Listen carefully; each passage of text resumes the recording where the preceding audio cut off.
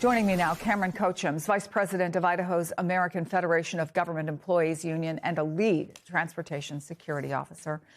Cameron, what are you hearing from your fellow TSA workers right now? Yeah, first off, thanks for having me, and thanks for letting the voices of TSA officers be known about what's going on right now. What's happening with us right now is that people are having to call off work because they can't afford the $45 or whatever to pay for childcare. You know, people are having to leave early from work to go get their kids out of school. People are having to donate plasma to just be able to feed their families, and it's just not okay. We're having to focus on the union itself. We're trying and getting money and donations from the community to help feed our officers so they can come to work, and we're doing more than I would say DHS is doing to help us right now. Given the circumstances, it's no surprise that about 300 agents have already quit. TSA was understaffed before that. I mean, how difficult is it going to be to recruit new TSA agents given these frequent pay disruptions? And by the way, at a time of increasing demand for people wanting to fly. Yeah, it's difficult. You know, when people are interviewing for this job, that's what they always ask. They're like, what's going to happen if I'm not getting paid? And, you know, we used to kind of just have to shrug our hands and say, oh, that doesn't happen that much. But now it seems like a constant thing.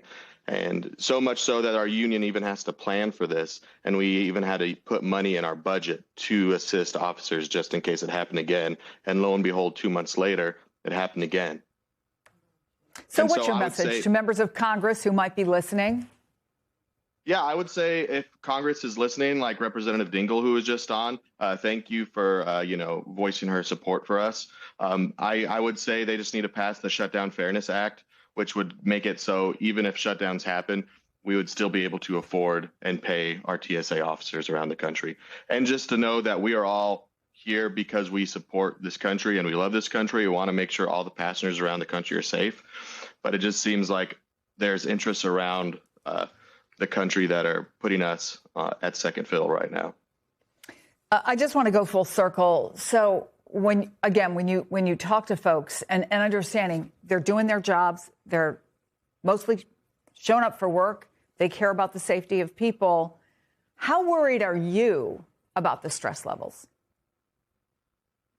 I'm very worried. You know, I have officers coming to me every day asking for help, you know, just voicing their concerns about what's going on, you know, how they're like, how can I even focus on my job when I don't know when my next paycheck's going to come? Or, you know, when you're having these phone calls from creditors or your banks or your landlords asking for money, you know, your phone's vibrating nonstop while you're running the x-ray, and it's kind of difficult to pay attention to what's going on.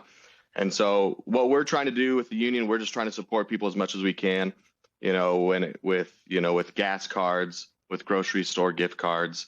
And I got to say, you know, the communities have been really helpful, but this is not what community help should be going towards. We should have federal funding to do this right now.